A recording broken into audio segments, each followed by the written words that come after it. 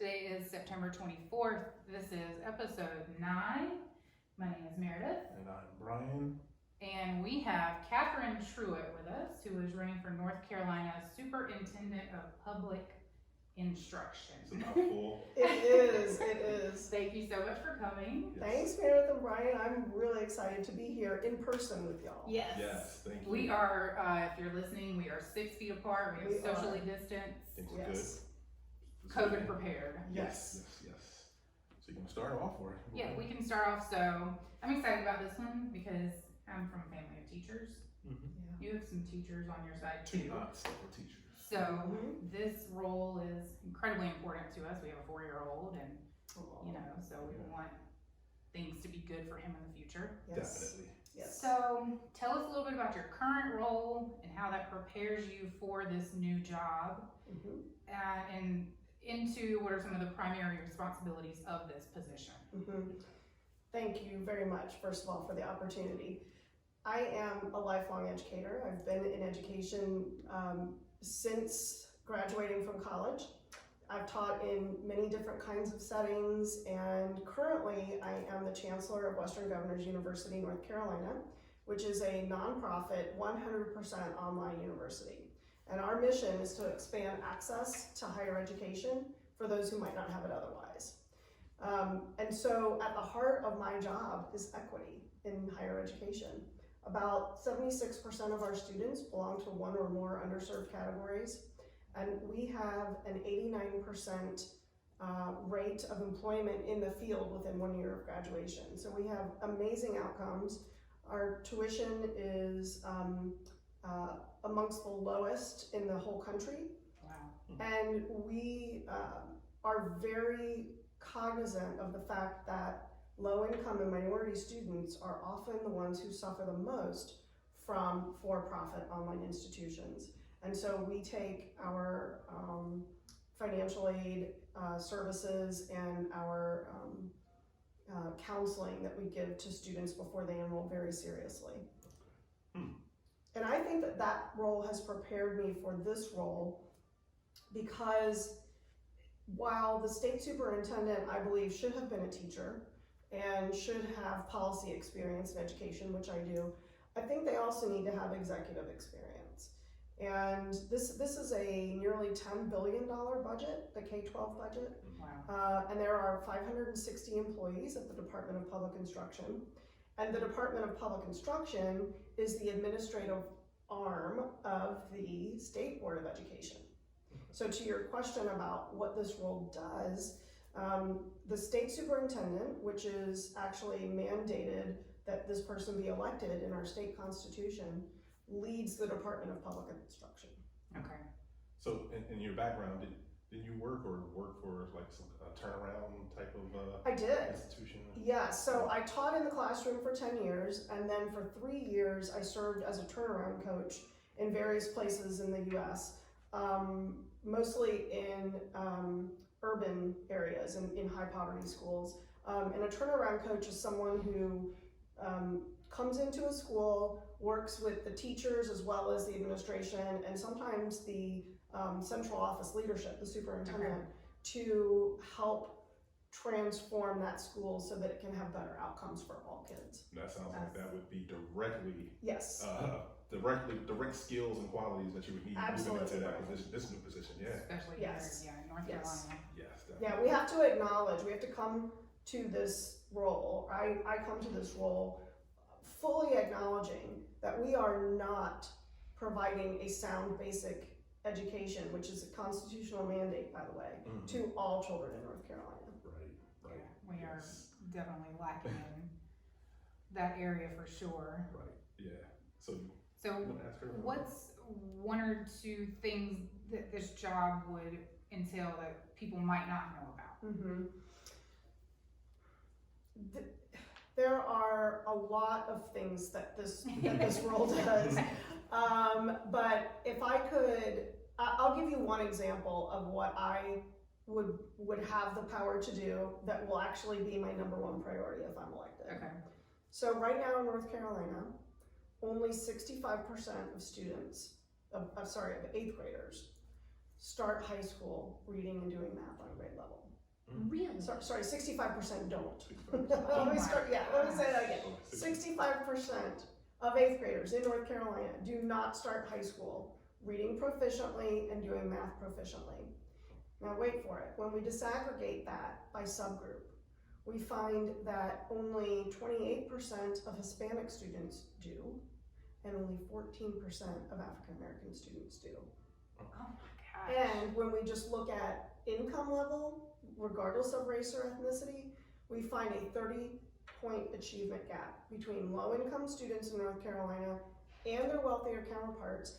And this gap has stayed the same since the 90s.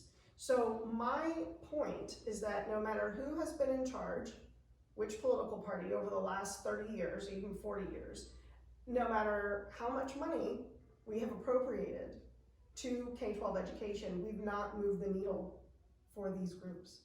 Would you attribute that to allocation of resources, or, I mean, because that's not just money, it's Yeah, so attention. you're right, it's not just money, and we cannot spend our way out of this. And Yeah. here's how I know that. Right now, and this is, you know, before we started, I told you that sometimes I feel like a myth buster. Yep.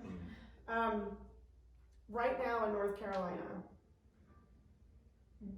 the media will say, well, we have this Republican legislature, which has been in control since 2011, I believe, that they have not raised funding levels to pre-recession levels, so before the recession.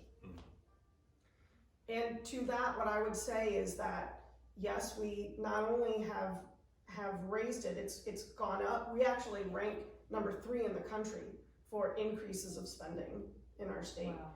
But when you look at where the money is going, so Brian, you just mentioned allocation of resources. We fund low income English language learners and children with disabilities at a rate of 33% higher than students who do not fit into one of those 3 categories. So our most vulnerable children are getting more money per pupil, 33% more per pupil, than those who are not.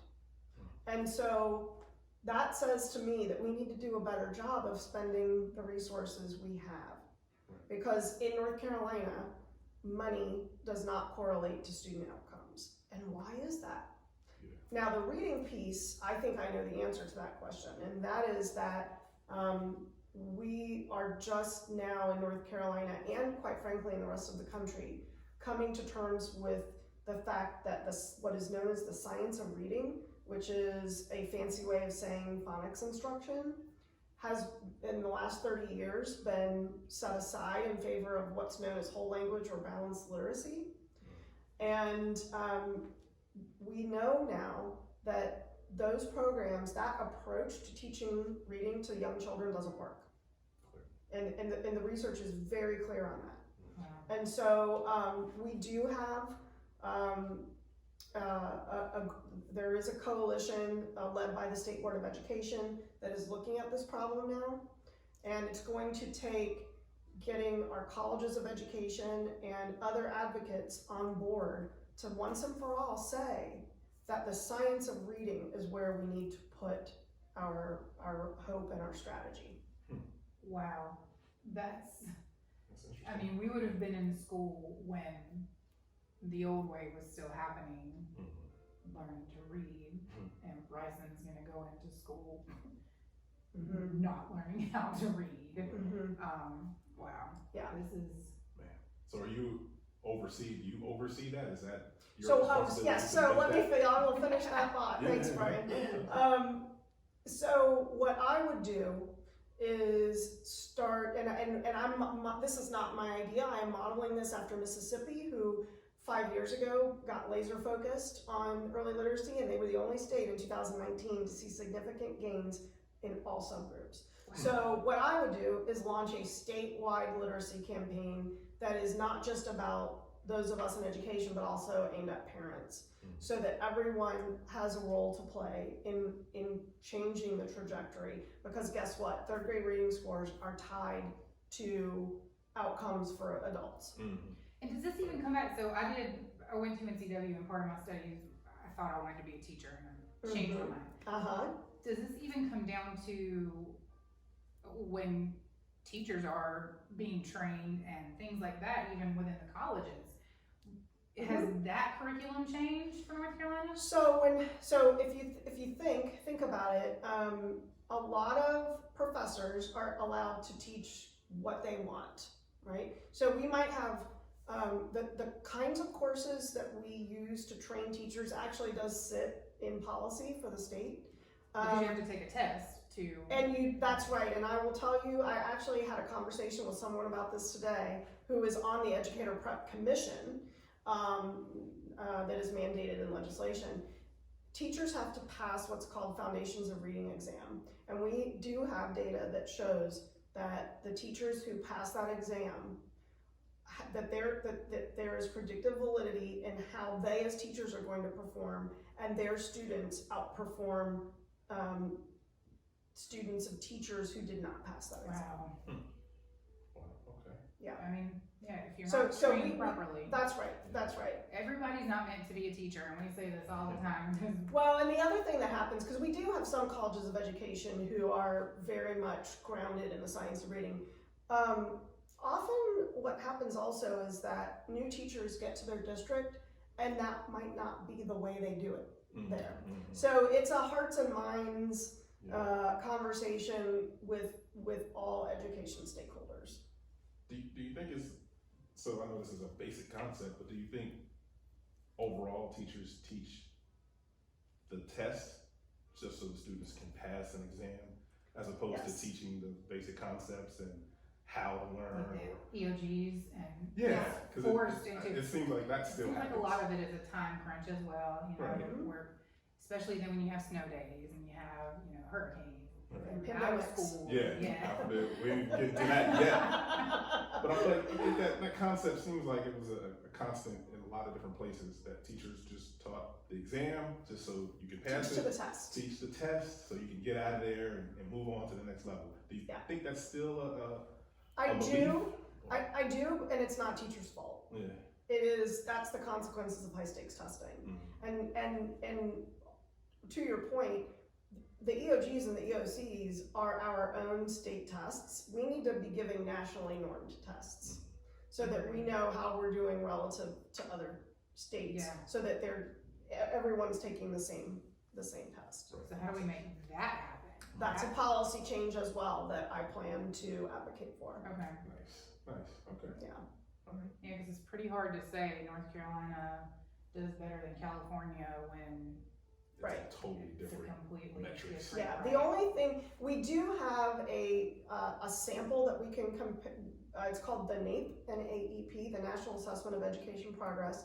These are tests that have been given since the 70s, but they're given to us statistically, to a sample of students in each state. And so we do have that to compare, and it's given in the 4th grade and then in the 8th grade for reading and math. It's given at other times, I think it's given in 12th grade as well, but the main focus is 4th grade and 8th grade in reading and math. But as far as our own high stakes testing, we need to get rid of bubble in, and we need to move to a performance-based assessment that is testing competencies and move to a more competency or mastery-based way of delivering education.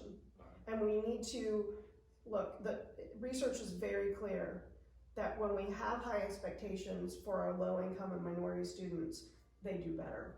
And so we have to make sure that we have high expectations. Otherwise, it's the soft bigotry of low expectations. Yeah, yep, I agree.